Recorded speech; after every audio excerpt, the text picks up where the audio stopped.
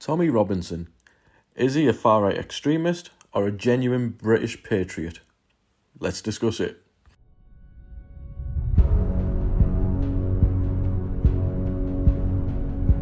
Oi, Savaloys, welcome back to Beyond Conviction. To those now 78 subscribers, thank you very much. I'm glad you're enjoying the content, and I'm going to continue to post just for yous. So this video, ever so slightly different to the content I do put up normally, and it's just a genuine topic that people are discussing, really, those who are interested in politics. And it's Tommy Robinson. Is he a genuine British patriot concerned for the future of the country?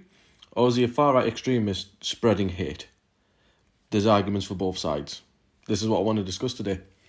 So, a little bit of background on Tommy Robinson, because people just know him as a far-right, anti-Islam type of activist. But there's more than that to Tommy. So, Tommy, otherwise known as Stephen Yaxley Lennon, which is his actual government name, Tommy Robinson is just an alias that he's adopted for his activism. So he founded the English Defence League in 2009, and he was the leader up until 2013. And on podcasts and interviews that he's done, his driving force behind him organising the English Defence League was the fact that he grew up in Luton and he witnessed what he calls the Islamisation of his town, and the grooming gangs and terrorist cells and things like that. He's actually witnessed the growth of these types of groups, and allegedly one of his cousins, a female cousin, was trafficked and exploited and abused by a grooming gang who were Pakistanis or Muslim.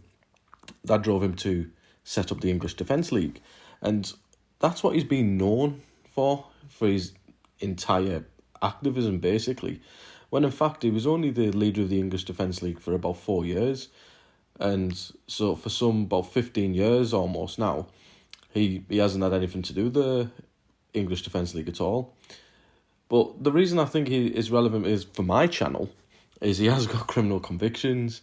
He's got convictions for assault. People who know Tommy Robinson, he likes to tear up. He likes to have a little fight. Apparently he was part of the hooligan scene back in Luton when he was younger. And he actually went to jail for actual bodily harm when he was, I think he was about 20 or 21. He got about 18 months in jail for that. And he's also been done for mortgage fraud. And he got 18 months for that as well. And he's been done for little bits and bobs which have been tied to his activism, such as contempt of court for filming outside court when grooming gangs have been on trial and sentenced. And he's faced a lot of civil cases as well, such as bankruptcy hearings, and he's been sued by a Syrian refugee before for allegedly posting fake information, false information about him. So he's no stranger to the criminal justice system. The thing is, though, about Tommy Robinson, I've watched a lot of his work. He's got a few documentaries. The link to his documentaries is in the description of this video. I'm not saying he is a top guy and he's genuine and he's not spreading hate. I don't think he is. What I do think he's doing is he's talking openly about a very controversial subject, i.e. religion.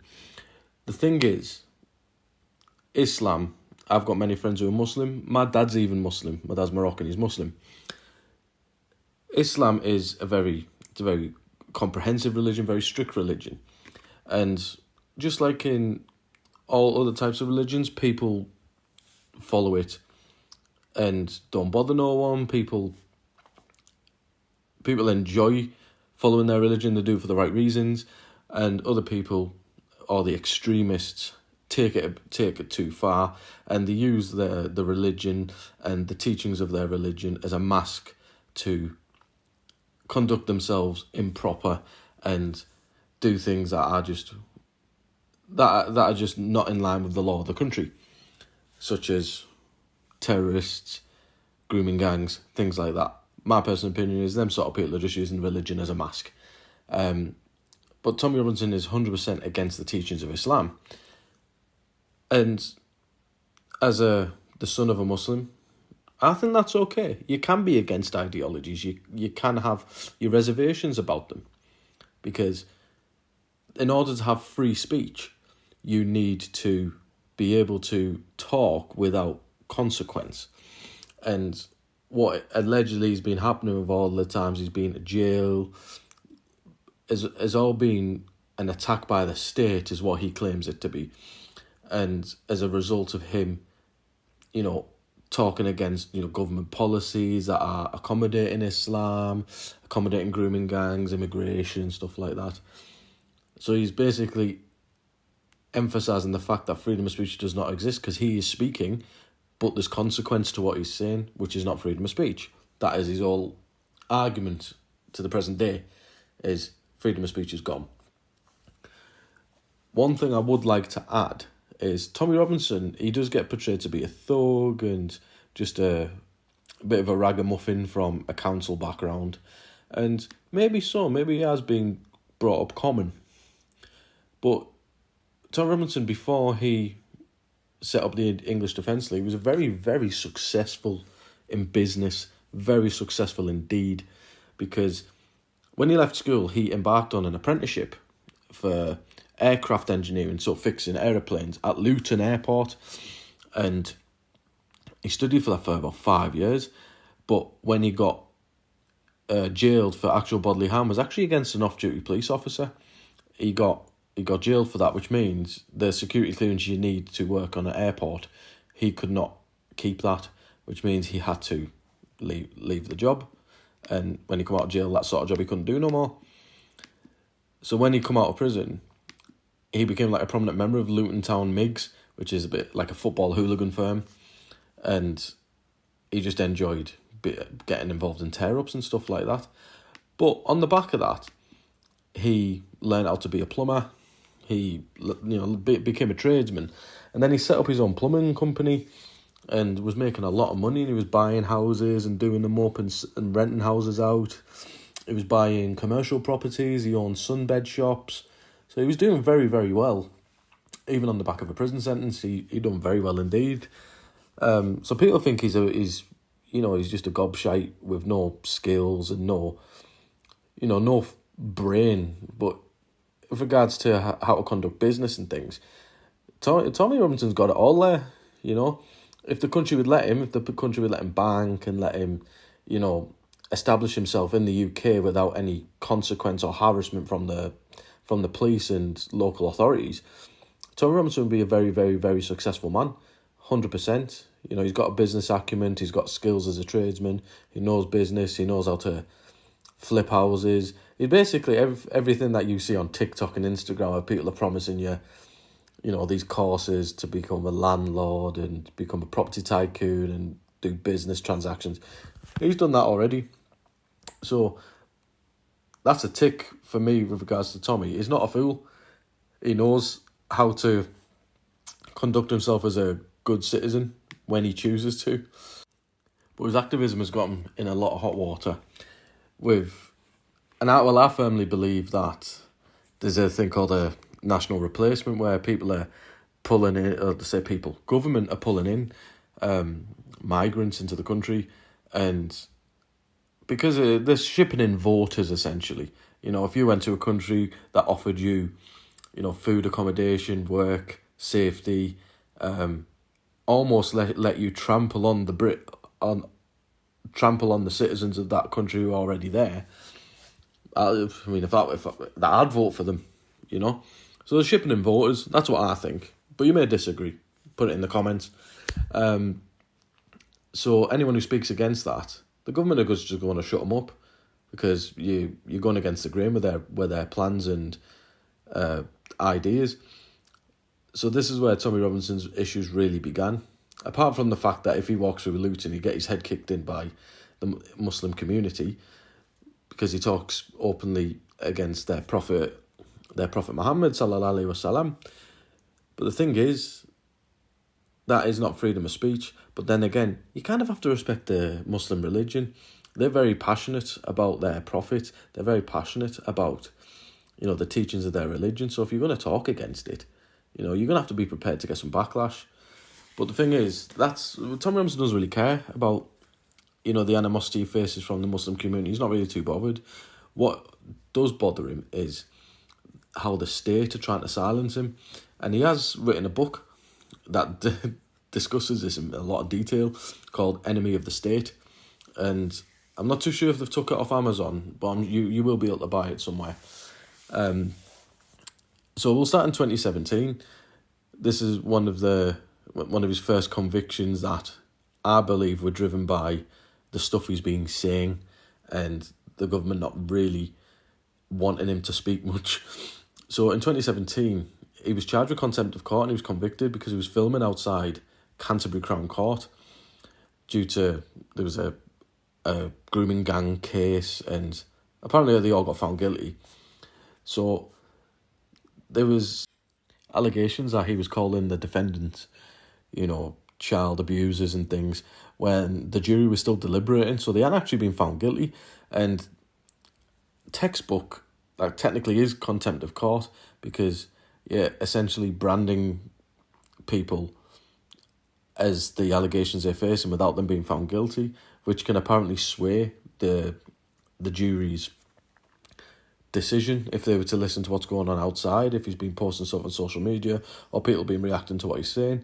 So the jury are meant to make their decisions on the evidence in front of them, not what they're hearing. So I kind of get why they did charge him with contempt of court. Anyways, he got sentenced to 3 months in jail, suspended for 18 months. And they corrected, there was an error, of which he had been committed to prison for 3 months. But the error came that he wasn't criminally sentenced, he was committed to prison, which is a civil thing. So that was eventually, the result's still the same for him, with the sentence, but he was not criminally convicted, he was just committed to that sentence, which is a civil term. But that wasn't really the end for him, and in 2018, he was jailed and later released for what's apparently called imperiling the course of justice regarding the Huddersfield sex abuse ring trial. And so he was arrested for a breach of the peace whilst he was live streaming outside Leeds Crown Court. And following that, he ended up getting a 13-month prison sentence, which was the 10 months for the contempt of court for that case, and the 3 months was activated for the previous 2017 case. So he ended up putting appeals in against his convictions, and he was able to get Judge in Chambers bail whilst the appeal was underway, and eventually the appeal ran its course and he was committed back to prison. Because it went through the Old Bailey, he got sent to Belmarsh prison, and that's where you'll see the Ross Kemp documentary. So Ross Kemp done a few episodes in Belmarsh prison, and one of them surrounds Tommy Robinson. And he was in solitary confinement for 9 weeks, because obviously prisons are inundated with Muslims. Tommy Robinson goes on a normal location, he would be pretty much, fed to the lions.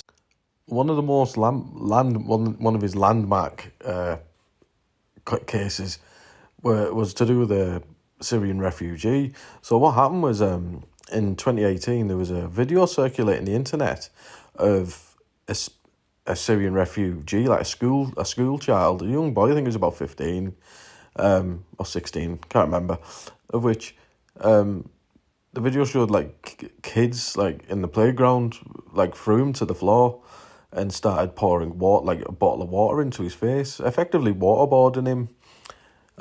So that video got circulated around as look what's happening in our schools. We've got racist kids in our schools. Look what they're doing to this poor Syrian refugee who's just come to this country for a better life. So what Tommy essentially done on the back of that video, because he calls himself a citizen journalist, so he likes to investigate facts and everything. It's kind of what he does now. He's not really, doesn't want to be known for the EDL things. He wants to be known as a citizen journalist. So what's happened was he's gone to the town in which this happened, which was in West Yorkshire, and he was going around ex-teachers' houses, to the parents of the boy who waterboarded this Syrian kid, and he was going around to the parents' houses of other students who went to that school. And effectively what he was doing, he was like undercover filming, and he was painting a picture, like trying to put a picture together of what actually happened. And according to him, and I have to say according to him, in case my video gets flagged for apparently producing false information, according to Tommy, this Syrian kid was an absolute pain in the arse in school, and he was a bully, and he was beating kids up, he was attacking kids with like hockey sticks, and it turned out that this, according to Tommy again, this video that circulated of the Syrian lad getting waterboarded was basically a reaction to what he threatened to beat up or harm that lad's sister. So that lad grabbed hold of him and, attacked him in a way. So that video allegedly didn't paint the full story. So what was getting portrayed as racist kids in a school attacking a Syrian kid for no reason was allegedly because of how that kid behaved in school. And there's a documentary that was Tommy Robinson put together, which is on his website called Urban Scoop. The link's in the description of the video if you want to watch it, and you can make your own minds up. I'm not going to try and persuade you either way as to what actually happened. And I just, again, like to say this is all alleged because it went to court because a Syrian refugee kid and his family sued Tommy Robinson for false information and libel and slander, whatever they call it. And apparently Tommy Robinson got sued to the tune of like £1 million, which effectively bankrupted him. But the thing is, Tommy Robinson stated that he brought witnesses in and like on the balance of probability, because it was a civil case, not like in criminal cases, it needs to be beyond all reasonable doubt before you can give someone a conviction. Whereas in civil cases, there doesn't need to be beyond reasonable doubt. They just need to make findings, and if they make a few findings, they'll make a ruling against you. And that's the way it usually works. And unfortunately, Tommy Robinson got, findings made against him, even though he had a ton of witnesses and a lot of so-called evidence. And yeah, so he got sued for £1 million and he was forced to pay up, which made him go bankrupt. But yeah, that documentary is there, available for anyone who wants to see it.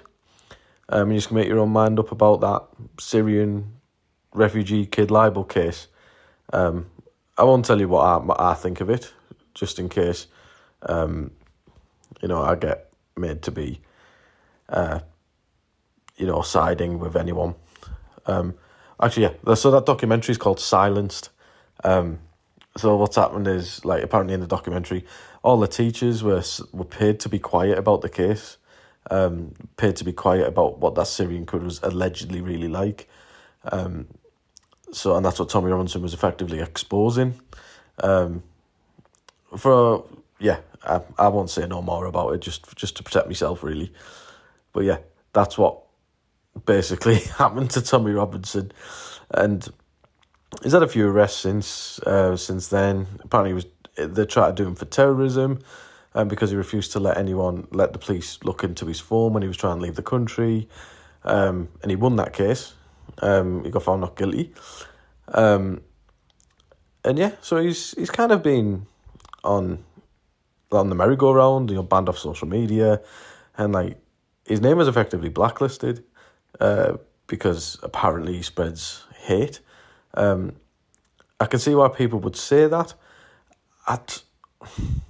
He's just exercising his freedom of speech is what I think he's doing. And yeah, so effectively, he's paying the consequences for a lifetime of, activism and trying to share his thoughts on what he thinks of Islam, and currently he's sharing his thoughts what he thinks of the government and two-tier policing and stuff like that. So the government are further and want to silence him. And he has to live abroad, unfortunately, Tommy Robinson does. He has to live in like Spain in that, because he can't get a bank in the UK, he can't even get housing. Nobody will give him a mortgage, nobody will rent to him. So he's having to live like a bit of a nomad. Yeah. And he's been around the world discussing, his thoughts and stuff. He's been to America. I was surprised to let him in it with America, to be fair, because of all the convictions he's got.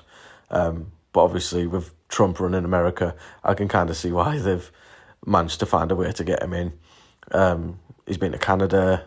He's been all over the world sharing his views. But it just depends what you believe and what if you do believe what the mainstream media say about people. He has kind of exposed, the BBC and previous documentaries and stuff, for trying to make, cases against him that were false. So he does a pretty good job at, supposedly exposing organisations, which kind of, it does make sense that, BBC, the government want to silence him. But yeah, it depends how you look at it. You can look at it as, he's just a gobshite trying to spread hate because of X, Y, and Z. And if you think of it that way, and look at the way he's conducting himself, and look at the so-called evidence, the circumstantial evidence, that hypothesis would seem plausible.